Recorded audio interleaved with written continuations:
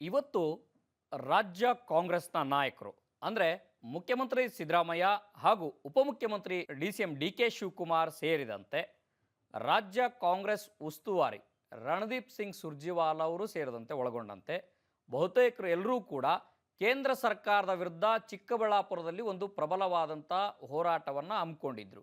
V Ramji ಬಿಲ್ಲನ್ನು ವಾಪಸ್ ತೆಗೆದುಕೊಳ್ಬೇಕು ಅಂತ ಹೋರಾಟವನ್ನು ಮಾಡ್ತಾ ಇದ್ದು, ಮತ್ತೊಂದು ಕಡೆಗೆ ರಾಜ್ಯ ಕಾಂಗ್ರೆಸ್ನಲ್ಲಿ ನಾಯಕತ್ವ ಬದಲಾವಣೆಯ ವಿಚಾರ ಏನಿದೆ ಅದು ಜೀವಂತವಾಗೇ ಇತ್ತು. ಇದರ ನಡುವೆ ಇವತ್ತು ಒಂದು ಪತ್ರ ಸಾಕಷ್ಟು ಸದ್ದು ಮಾಡ್ತಾ ಇದೆ, ವೈರಲ್ ಆಗ್ತಾ ಇದೆ. ಆ ಪತ್ರ ಯಾವುದು ಅಂತಂದು ಹೇಳಿದ್ರೆ, ಮೊದಲ ಬಾರಿಗೆ ಕಾಂಗ್ರೆಸ್ಸನ್ನು ಪ್ರತಿನಿಧಿಸಿ ಕಾಂಗ್ರೆಸ್ನಲ್ಲಿ ಟಿಕೆಟನ್ನು ಪಡೆದು ಗೆದ್ದಂಥ ಶಾಸಕರೇನಿದ್ದಾರೆ ಅಂತಹ 38 ಶಾಸಕರಲ್ಲಿ 5 ಜನರಿಗೆ ಹೊಸಬರಿಗೆ ಸಚಿವ ಸ್ಥಾನವನ್ನು ಕೊಡಬೇಕು ಅನ್ನುವಂತಹ ನಿಟ್ಟಿನಲ್ಲಿ ಲೋಕಸಭೆಯ ವಿರೋಧ ಪಕ್ಷದ ನಾಯಕ ರಾಹುಲ್ ಗಾಂಧಿ, ಎಐಸಿಸಿ ಅಧ್ಯಕ್ಷ ಮಲ್ಲಿಕಾರ್ಜುನ್ ಖರ್ಗೆ ಅವರು ಸೇರಿದಂತೆ ಸಿಎಂ ಸಿದ್ದರಾಮಯ್ಯ, ಡಿ ಕೆ ಶಿವಕುಮಾರ್ ಅವರನ್ನು ಸೇರಿಕೊಂಡು ಎಲ್ರಿಗೂ ಕೂಡ ಪತ್ರವನ್ನು ಬರೆದಿದ್ದಾರೆ. ಆ ಪತ್ರವನ್ನು ರವಿ ಗಣಿಗ ಅವರ ನೇತೃತ್ವದಲ್ಲಿ ಆ ಪತ್ರಕ್ಕೆ ಸಹಿ ಹಾಕಿಸಲಾಗಿದೆ. ಒಟ್ಟಾರೆಯಾಗಿ 38 ಜನ ಶಾಸಕರಲ್ಲಿ 31 ಜನ ಶಾಸಕರು ಸಹಿಯನ್ನು ಹಾಕಿದ್ದಾರೆ.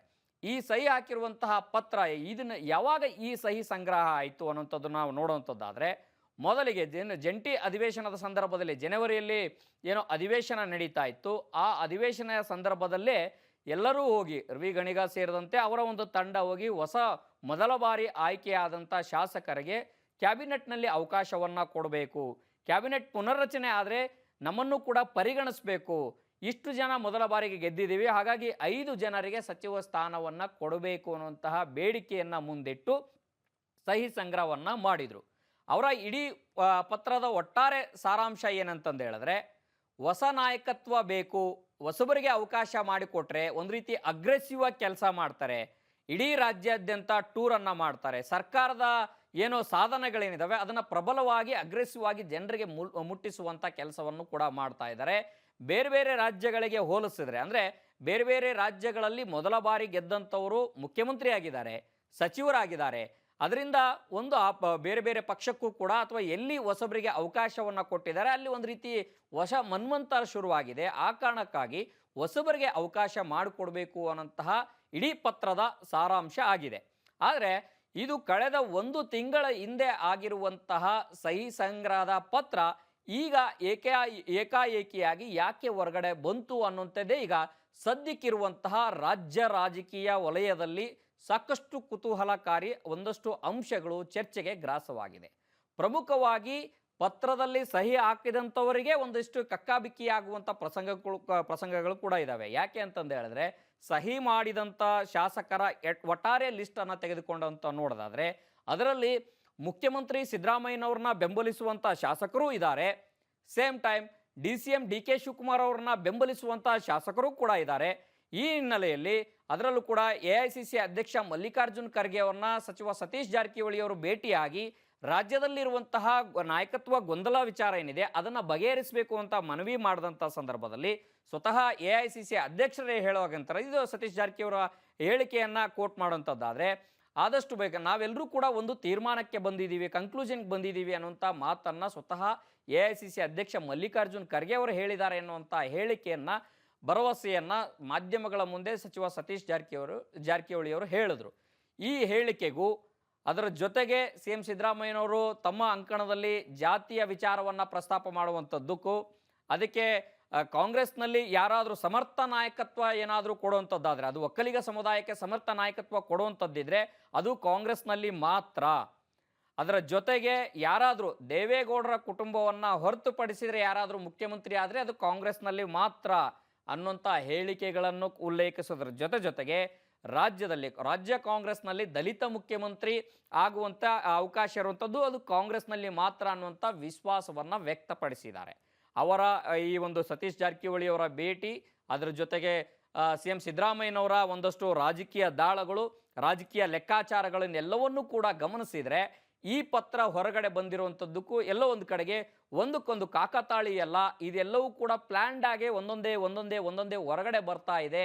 ಅದಕ್ಕೆ ಕಾರಣ ಏನಂತಂದು ಹೇಳಿದ್ರೆ, ಒಂದು ಕಡೆಗೆ ಮುಖ್ಯಮಂತ್ರಿ ಸಿದ್ದರಾಮಯ್ಯನವರು ಎಲ್ಲ ಇಲಾಖಾವಾರು ಸಭೆಗಳನ್ನು ನಡೆಸಿ ವಿವಿಧ ಸಮುದಾಯಗಳ ಸಭೆಗಳನ್ನು ನಡೆಸಿ ಬಜೆಟ್ ಮಂಡಿಸಲಿಕ್ಕೆ ಎಲ್ಲ ರೀತಿಯ ಸಿದ್ಧತೆಗಳನ್ನು ಮಾಡ್ಕೊಳ್ತಾ ಇರುವಂಥದ್ದು. ಈ ನಡುವೆ ಬಜೆಟ್ಗಿನ ಮುನ್ನವೇ ಸಿ ಎಂ ಸಿದ್ದರಾಮಯ್ಯನವ್ರನ್ನ ಅಥವಾ D C M D K Shivakumar ಅವ್ರನ್ನ ದೆಹಲಿಗೆ ಕರೆಸಿ ಮಾತುಕತೆಯನ್ನು ನಡೆಸ್ಬೋದು ಅನ್ನೋಂಥ ಚರ್ಚೆ ಕಾಂಗ್ರೆಸ್ ಪಕ್ಷದ ಒಳಗಡೆ ಇರುವಂಥ ನಿಟ್ಟಿನಲ್ಲಿ ಈ ಎಲ್ಲೋ ಒಂದು ಕಡೆಗೆ ಆ ಒಂದು ನಾಯಕತ್ವದ ಬದಲಾವಣೆಯ ವಿಚಾರ ಆಗಿರ್ಬೋದು ಅಥವಾ ಕ್ಯಾಬಿನೆಟ್ ರೀಶಫಲ್ ವಿಚಾರ ಆಗಿರ್ಬೋದು, ಈ ವಿಚಾರಗಳು ಎಲ್ಲೋ ಒಂದು ಕಡೆ ನೆನೆಗುದಿಗೆ ಬೀಳ್ತಾ ಇದ್ದಾವೆ. ಈ ವಿಚಾರಗಳನ್ನು ಜೀವಂತಿಕೆ ಇಡುವಂಥ ನಿಟ್ಟಿನಲ್ಲಿ ಈ ಪತ್ರ ಹೊರಗಡೆ ಬಂದಿದೆ ಅನ್ನೋಂಥ ಚರ್ಚೆಗಳು ಇರುವಂಥದ್ದು. ಪ್ರಮುಖವಾಗಿ ಇಲ್ಲಿ ರಾಜಕೀಯ ಲೆಕ್ಕಾಚಾರ ಯಾವ ರೀತಿ ಇದೆ ಅಂತಂದು ಹೇಳಿದ್ರೆ ಇದನ್ನ 2 ಆಯಾಮಗಳಲ್ಲಿ ನೋಡುವಂಥ ಚರ್ಚೆಗಳು ಶುರುವಾಗಿದೆ. ಒಂದು, ಕ್ಯಾಬಿನೆಟ್ ರೀಶಫಲ್ ಆದರೆ ನಮಗೂ ಕೂಡ ಅವಕಾಶ ಸಿಗಬೇಕು ಆ ಕಾರಣಕ್ಕಾಗಿ ಅನ್ನೋಂಥದ್ದು ಒಂದು. ಎರಡನೇದ್ದು, ಸಚಿವ ಸಂಪುಟ ಪುನರ್ರಚನೆ ಆದರೆ ಕ್ಯಾಬಿನೆಟ್ಗೂ ಮುನ್ನ ಅದರಲ್ಲಿ ನಾಯಕತ್ವ ಬದಲಾವಣೆ ಇಲ್ಲ ಅನ್ನುವಂಥ ಒಂದು ಸ್ಪಷ್ಟವಾದಂಥ ಸಂದೇಶ ಹೋಗುತ್ತೆ.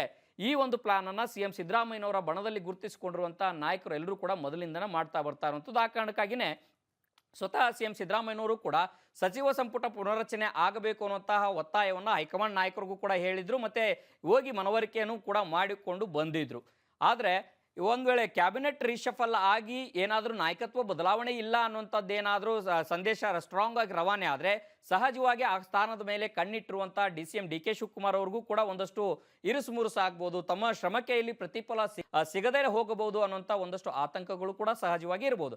ಆ ಕಾರಣಕ್ಕಾಗಿಯೇ D C M D K Shivakumar ಅವರು ಬಣದಲ್ಲಿ ಗುರುತಿಸಿಕೊಂಡಿರುವಂಥ ನಾಯಕರೆಲ್ಲರೂ ಕೂಡ ಒಟ್ಟಾರೆಯಾಗಿ ಟೀಮ್ ಬದಲಾವಣೆ ಆಗಬೇಕು, ಮುಖ್ಯಮಂತ್ರಿಗಳ ಬದಲಾವಣೆ ಆಗಬೇಕು, D C M D K Shivakumar ಅವರಿಗೆ ಒಂದು ಅವಕಾಶ ಸಿಗಬೇಕು, ಆ ಒಂದು D C M D K Shivakumar ಅವರ ಕ್ಯಾಬಿನೆಟ್ನಲ್ಲಿ ನಾವಿರಬೇಕು ಅನ್ನೋಂಥ ಒಂದಷ್ಟು ಪ್ರಯತ್ನಗಳು ಕೂಡ ನಡೀತಾ ಇದ್ದಾವೆ. ಅಂದರೆ ಎಲ್ಲೋ ಒಂದು ಕಡೆಗೆ ಭಾಳ ಸ್ಪಷ್ಟವಾಗಿ ಮುಖ್ಯಮಂತ್ರಿಗಳ ಬದಲಾವಣೆ ಆದ ನಂತರದಲ್ಲೇ ಕ್ಯಾಬಿನೆಟ್ ರೀಶಫಲ್ ಆಗುತ್ತೆ ಅನ್ನೋ ಅರ್ಥದಲ್ಲಿ ಈಗ D C M D K Shivakumar ಅವರ ಬಣದಲ್ಲಿ ಗುರುತಿಸಿಕೊಂಡಿರುವಂಥ ನಾಯಕರು ಹೇಳ್ತಾರಂಥದ್ದು. ಈ 2 ಆಯಾಮಗಳ ಹಿನ್ನೆಲೆಯಲ್ಲಿ ಈ ಪತ್ರ ಇವತ್ತು ಏನು ವೈರಲ್ ಆಗಿದೆ, 31 ಜನರ ಸಹಿ ಇರುವಂಥ ಶಾಸಕರ ಪತ್ರ ಏನಿದೆ, ಈ ಪತ್ರ ವೈರಲ್ ಆಗಿರುವಂಥದ್ದಕ್ಕೆ ಸಾಕಷ್ಟು ಚರ್ಚೆಗಳು ನಡೀತಾ ಇದ್ದಾವೆ. ಇದರ ನಡುವೆ ರಾಜ್ಯ ಕಾಂಗ್ರೆಸ್ನಲ್ಲಿ ನಾಯಕತ್ವದ ವಿಚಾರ ಸಾಕಷ್ಟು ನಡೀತಾ ಇದೆ. ಅದು ಒಕ್ಕಲಿಗ ಸಮುದಾಯಕ್ಕೆ ಮಣೆ ಹಾಕುತ್ತೋ ಅಥವಾ ದಲಿತ ಸಮುದಾಯಕ್ಕೆ ಅವಕಾಶ ಕೊಡುತ್ತೋ, ಹೈಕಮಾಂಡ್ ತನ್ನ ನಿಗೂಢತೆಯನ್ನು ಇನ್ನೂ ಕೂಡ ಇಟ್ಕೊಂಡಿಲ್ಲ. ಹೈಕಮಾಂಡ್ ನಿಗೂಢತೆಯನ್ನು ಯಾವಾಗ ಬಿಟ್ಕೊಡುತ್ತೆ ಆವಾಗ ಈ ಎಲ್ಲ ಗೊಂದಲಗಳಿಗೂ ಕೂಡ ಒಂದಷ್ಟು ತೆರೆ ಬೀಳುವಂಥ ಸಾಧ್ಯತೆಗಳು ಹೆಚ್ಚಿದ್ದಾವೆ. ಹಾಗಾಗಿನೇ AICC ಅಧ್ಯಕ್ಷ ಮಲ್ಲಿಕಾರ್ಜುನ್ ಖರ್ಗೆ ಅವರನ್ನ ಸತೀಶ್ ಜಾರಕಿಹೊಳಿ ಅವರು ಭೇಟಿ ಮಾಡಿ ಈ ಎಲ್ಲ ಗೊಂದಲಗಳನ್ನು ಬಗೆಹರಿಸಬೇಕು, ಗೊಂದಲಗಳು ಬಗೆಹರಿದ್ರೆ ಮಾತ್ರ ಈ ಎಲ್ಲ ಕಾಂಗ್ರೆಸ್ ಪಕ್ಷ ಸಂಘಟನೆ ಮಾಡಲಿಕ್ಕೆ ಅನುಕೂಲ ಆಗುತ್ತೆ ಅನ್ನುವಂಥ ಲೆಕ್ಕಾಚಾರದಲ್ಲೇ ಸತೀಶ್ ಜಾರಕಿಹೊಳಿ ಅವರು ಕೂಡ ಮಾತನಾಡಿರುವಂಥದ್ದು, ಭೇಟಿಯಾಗಿರುವಂಥದ್ದು. ಕಾರಣ ಏನಂತಂದು ಹೇಳಿದ್ರೆ ಮುಖ್ಯಮಂತ್ರಿ ನಾಯಕತ್ವ ಬದಲಾವಣೆಯ ವಿಚಾರ ಆಗುತ್ತೋ ಆಗಲ್ವೋ, ಆಗುವಂಥದ್ದಾದರೆ ಯಾವ ರೀತಿ ರಾಜಕೀಯ ಲೆಕ್ಕಾಚಾರ ಏನಷ್ಟು ಪ್ರಿಪ್ರೇಷನನ್ನು ಮಾಡ್ಕೊಳ್ಬೇಕು, ಆಗಲ್ಲ ಅನ್ನೋಂಥದ್ದಾದರೆ ನಾವು ಯಾವ ರೀತಿ ಸಿದ್ಧತೆಗಳ ಮಾಡ್ಕೊಳ್ಬೇಕು, ಈ ಎಲ್ಲ ಗೊಂದಲಗಳು ಕೂಡ ಒಂದಷ್ಟು ಕ್ಲಾರಿಟಿ ಬಂದರೆ, ವಿಶೇಷವಾಗಿ ಸತೀಶ್ ಜಾರಕಿಹೊಳಿಯವರು ಕೂಡ ಒಂದು KPCC ಅಧ್ಯಕ್ಷ ಸ್ಥಾನದ ಮೇಲೆ ಕಣ್ಣಿಟ್ಟಿರುವಂಥ ಕಾರಣಕ್ಕಾಗಿ ಮುಂಬರುವಂಥ ದಿನಗಳಲ್ಲಿ ಒಂದಷ್ಟು ಪಕ್ಷ ಸಂಘಟನೆ ಮಾಡಬೇಕು ಅಂತಂದು ಹೇಳಿದ್ರೆ ಈ ಎಲ್ಲ ಗೊಂದಲಗಳನ್ನು ಬಗೆಹರಿಸ್ಕೊಳ್ಬೇಕು ಅನ್ನೋಂಥ ನಿಟ್ಟಿನಲ್ಲಿ ಅವರು ತಮ್ಮದೇ ಆದಂಥ ತಯಾರಿಗಳನ್ನು ಮಾಡ್ಕೊಳ್ತಾ ಇರೋಂಥದ್ದು. ಮತ್ತೊಂದು ಕಡೆಗೆ ಪರಮೇಶ್ವರ್ ಅವರು ಕೂಡ ತಮ್ಮದೇ ಆದಂಥ ಲೆಕ್ಕಾಚಾರದಲ್ಲಿದ್ದಾರೆ.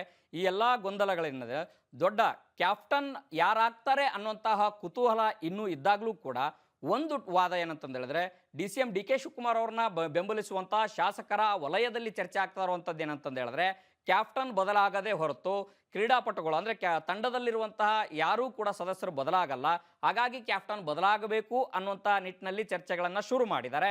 ಮತ್ತೊಂದು ಕಡೆಗೆ ಸಿದ್ದರಾಮಯ್ಯನವ್ರನ್ನ ಬೆಂಬಲಿಸುವಂಥ ನಾಯಕರೆಲ್ಲರೂ ಕೂಡ ಇಲ್ಲ, ಕ್ಯಾಪ್ಟನ್ ಬದಲಾಗಲ್ಲ, ಕ್ಯಾಪ್ಟನ್ ಮುಂದುವರಿತಾರೆ, ಆದರೆ ತಂಡದಲ್ಲಿರುವಂಥ ಸದಸ್ಯರು ಮಾತ್ರ ಬದಲಾಗ್ತಾರೆ ಅನ್ನುವಂಥ ವಾದವನ್ನು ಇಟ್ಟಿದ್ದಾರೆ. ಈ ಎರಡೂ ವಾದಗಳ ಹಿನ್ನೆಲೆಯಲ್ಲಿ ಪತ್ರ ಸಾಕಷ್ಟು ಕುತೂಹಲವನ್ನು ಮೂಡಿಸಿದೆ, ಚರ್ಚೆಗೆ ಗ್ರಾಸವಾಗಿದೆ. ಅಂತಿಮವಾಗಿ ಬಜೆಟ್ಗೆ ಮುನ್ನ ಒಂದಷ್ಟು ಬೆಳವಣಿಗೆಗಳು, ರಾಜಕೀಯ ಬೆಳವಣಿಗೆಗಳು ಜೋರಾಗೆ ನಡೀತಾವೆ. ಅದರಲ್ಲೂ ಕೂಡ ಸಿದ್ದರಾಮಯ್ಯನವ್ರನ್ನ ಬೆಂಬಲಿಸುವಂಥ ಶಾಸಕರ ಮತ್ತೊಂದು ತಂಡ ವಿದೇಶಕ್ಕೆ ಹೋದರೂ ಕೂಡ ಅಚ್ಚರಿ ಪಡಬೇಕಾಗಿಲ್ಲ. ಮತ್ತೊಂದು ಕಡೆಗೆ ಸ್ವತಃ D C M D K Shivakumar ಅವರ ಹೇಳಿರುವಂತೆ ಹೈಕಮಾಂಡ್ ನಾಯಕರು ಕೂಡ ಕರೆಸಿ ಮಾತುಕತೆಯನ್ನು ನಡೆಸುವಂಥ ದಿನಗಳೂ ಕೂಡ ಏನು ದೂರ ಉಳಿದಿಲ್ಲ. ಆದರೆ ಒಟ್ಟಾರೆಯಾಗಿ ಇಬ್ಬರನ್ನೂ ಕರೆಸಿ, ಸಿದ್ದರಾಮಯ್ಯನವ್ರನ್ನಾಗಿರ್ಬೋದು, D C M D K Shivakumar ಅವ್ರನ್ನಾಗಿರ್ಬೋದು, ಇಬ್ಬರನ್ನೂ ಕರೆಸಿ ಹೈಕಮಾಂಡ್ ಯಾವ ಸಂದೇಶ ಕೊಡುತ್ತೆ ಆ ಸಂದೇಶದ ಆಧಾರಿತವಾಗಿ ಮುಂದಿನ ರಾಜಕೀಯ ಬೆಳವಣಿಗೆಗಳಾಗ್ತವೆ. ಇದರ ನಡುವೆನೇ ಆ ಹೈಕಮಾಂಡ್ ಸಂದೇಶದ ನಡುವೆ ತಮ್ಮದೇ ಆದಂಥ ಪ್ರಿಪ್ರೇಷನ್ನು, ಪ್ಲ್ಯಾನ್ ಎ ಪ್ಲ್ಯಾನ್ ಬಿಗಳಲ್ಲಿ ಎರಡೂ ಬಣಗಳಿದ್ದಾವೆ. ಆ ಎರಡೂ ಬಣಗಳ ಭಾಗವಾಗಿಯೇ ಇವತ್ತಿನ ಪತ್ರ ವೈರಲ್ ಆಗಿದೆ. ಇದು ಮುಂದಿನ ದಿನಗಳಲ್ಲೂ ಕೂಡ ಸಾಕಷ್ಟು ಚರ್ಚೆಗೆ ಗ್ರಾಸ ಆಗುತ್ತೆ. ಬೇರೆ ಬೇರೆ ಬೆಳವಣಿಗೆಗಳಿಗೂ ಕೂಡ, ರಾಜಕೀಯ ಸ್ಥಿತ್ಯಂತರಗಳಿಗೂ ಕೂಡ ಕಾರಣ ಆದರೂ ಕೂಡ ಆಶ್ಚರ್ಯ ಪಡಬೇಕಾಗಿಲ್ಲ. ಹನುಮಂತ ದುರ್ಗದ್, ಆರ್ ಕನ್ನಡ, ಬೆಂಗಳೂರು.